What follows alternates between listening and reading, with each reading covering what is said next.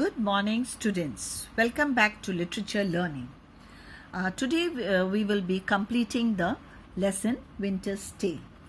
You have noticed that King Leontes was happy to get back his long-lost daughter, but at the same time he was very sad for his dead queen.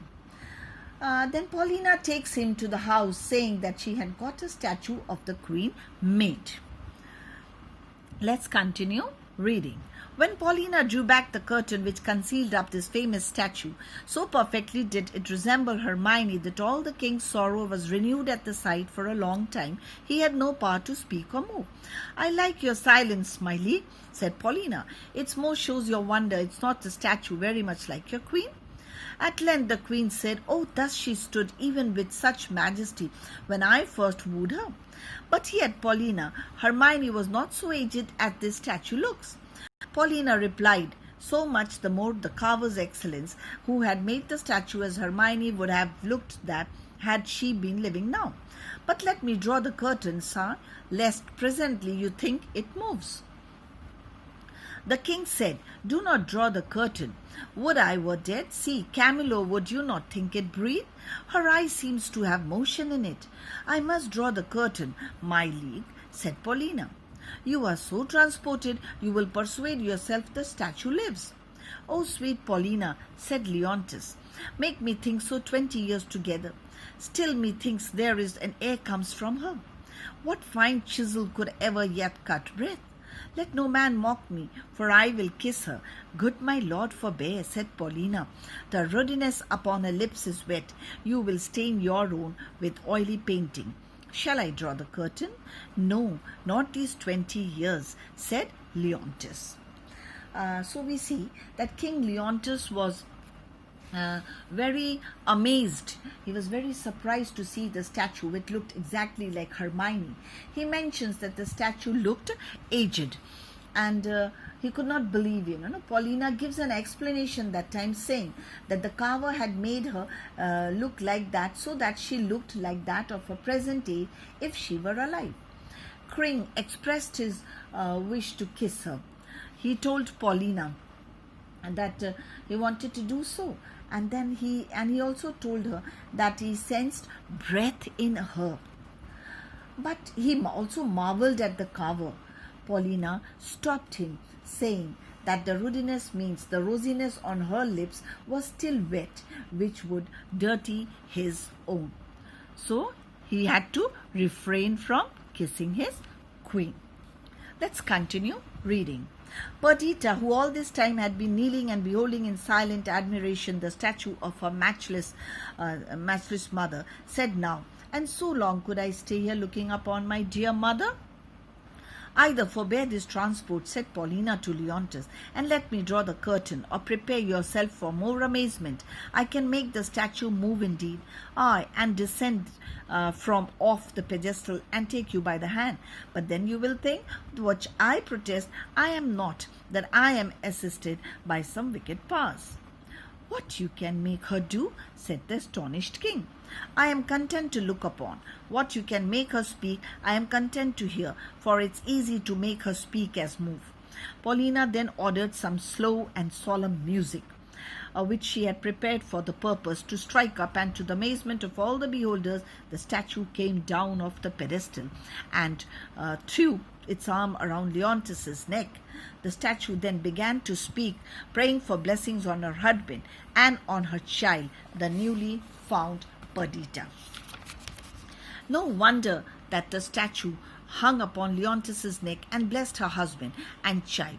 No wonder, for the statue was indeed Hermione herself, the real living queen.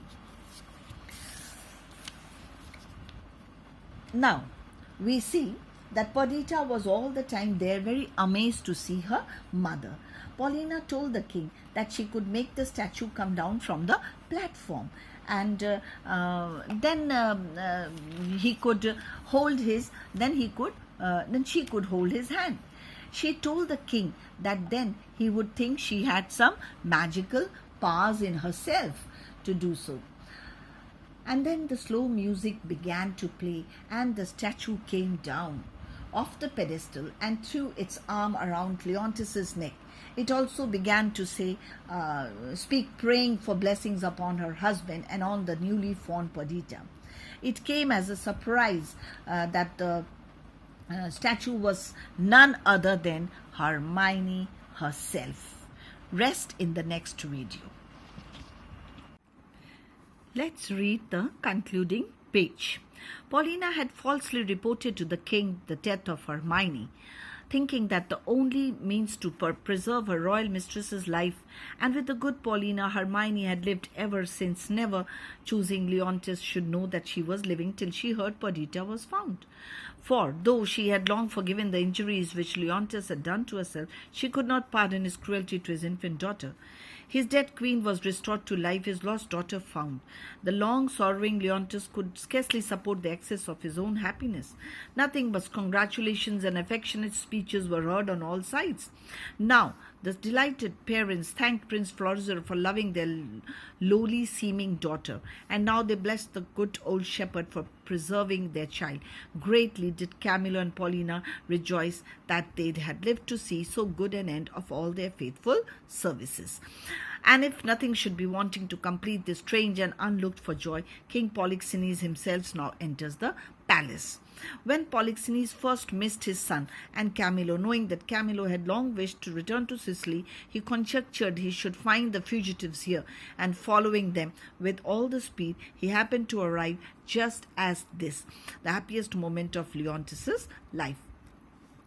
Polixenes took a part in the general joy. He forgave his friend Leontis the unjust jealousy he had conceived against him, and then they once more loved each other with all the warmth of their first boyish friendship. And there was no fear that Polixenes would now oppose his son's marriage with Perdita. She was no sheephook now, but the heiress of the crown of Sicily. Thus have we seen the patient virtues of the long-suffering Hermione rewarded. That excellent lady lived many more years with her Leontis and her Perdita, the happiest of mothers and the queen. Now, we see that Paulina had played a fair part in protecting Hermione. She had told lies to the king that his queen was dead.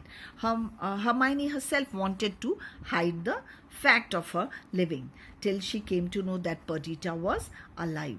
She, heart to heart, had forgiven her husband for his misdeeds towards her, but she had not forgiven cruelty done to his daughter. Leontis also was very happy at all these, and his happiness actually knew no bounds.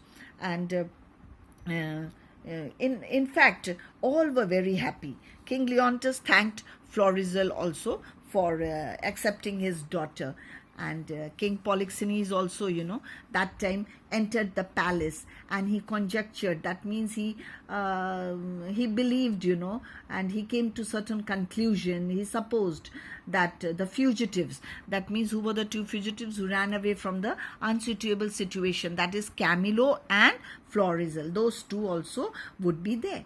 Polixenes was very happy, and Polixenes also was very happy that time, and he forgave his friend, and the old friendship again revived. It ripened. He finally did not oppose his son's wedding with Perdita. She was no more a low-born lass. Now she was the future, she was the heiress of the crown of Sicily. So now we see, children, that the patience of Hermione and has been rewarded. Thus both the families lived happily ever after. Now, children, before ending and before closing the explanation, what do we generally see in Shakespeare's play? They teach us morality. Like in this play, we saw Hermione's patience. We also learn not to be suspicious, because suspicion spoils and breaks the peace of the family. But instead, we must find out the truth. The forgiveness is another quality which is depicted here. How Hermione forgave her husband, and how King Polixenes also, forgave his friend. we also learn in this lesson that a great care should be taken, more honor should be given to the person who looks after someone rather than the one who has given birth. For example, the shepherd, though he had not given birth to Padita, but how lovingly he brought up the child and took great care.